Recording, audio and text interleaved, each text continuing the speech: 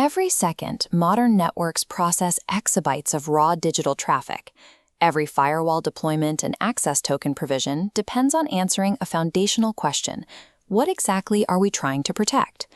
Digital information warrants protection when its value extends beyond the physical storage space it occupies.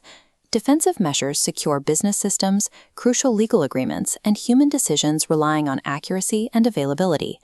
The required protection level of any data point is dictated by its meaning, its operational context, and the specific harm its compromise would cause.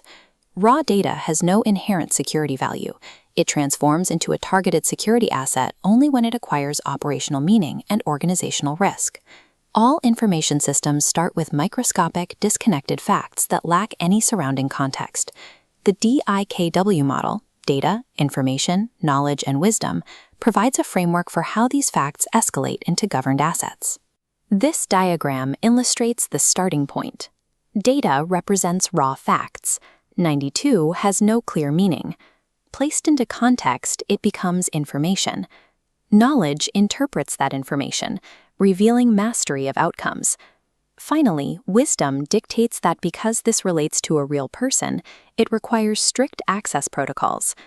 In a business environment, wisdom is formalized through standard operating procedures, handling policies, and governance rules. The security professional's primary duty is the preservation of the meaning, operational capability, and trust embedded within digital files. A data point sensitivity is never static.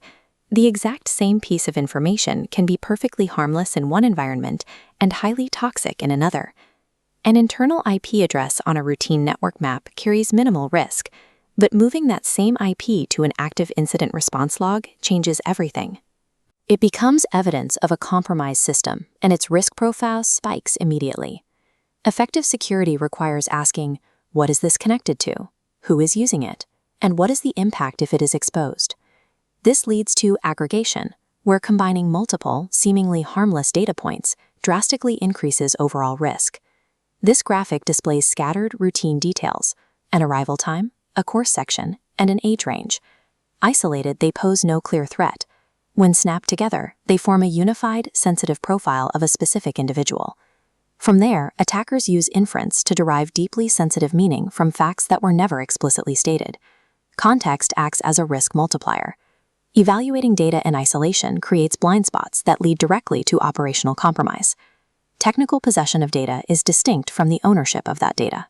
This architectural diagram separates organizational business logic from the technical infrastructure that supports it. The information owner is the business unit or individual legally and operationally accountable for defining classification, access rules, and retention limits. The information custodian is the technical entity, usually IT, responsible for implementing the owner's rules through technical controls. Delegating ownership and policy decisions to the IT department compromises the organization's legal and security posture. Privacy frameworks expand this model. The data controller is the organization that decides why and how personal data is processed.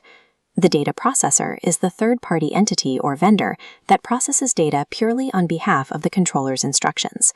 Utilizing cloud hosting or external payroll systems introduces complex, multi-layered third-party risk via the controller-processor dynamic. Accountability completely vanishes without decoupling these specific governance roles, leading to excessive access, unmanaged retention, and invisible risk. Analyzing how an asset becomes compromised follows a clear understanding of who governs it. We apply a formal risk sequence: identify the asset, map the threat, locate the vulnerability, determine the impact, and deploy the control. This flowchart maps a practical internal scenario. The asset is a student advising spreadsheet. The threat is accidental sharing. The vulnerability is broad folder permissions. The impact is a privacy violation, and the necessary control is a strict access review. Threats frequently originate from sources other than external attackers or malicious code. Organizations generate internal risk through lifecycle and compliance failures, including over-collecting personal details, retaining logs indefinitely, or repurposing files without authorization. These administrative failures bypass firewalls and cause organizational harm without any external breach. A security compromise includes unauthorized modification and unavailability, where critical data is suddenly inaccessible to authorized users. Internal mismanagement of the data lifecycle routinely generates organizational risk long before an external threat actor strikes.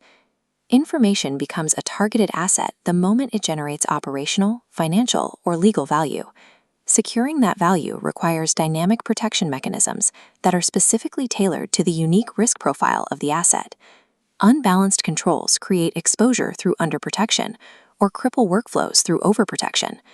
This foundational understanding of information assets shapes the deployment of access controls, authenticity protocols, and system resilience. Treating information as a highly contextual, governed asset is the absolute prerequisite for moving beyond basic technical defenses and achieving organizational trust.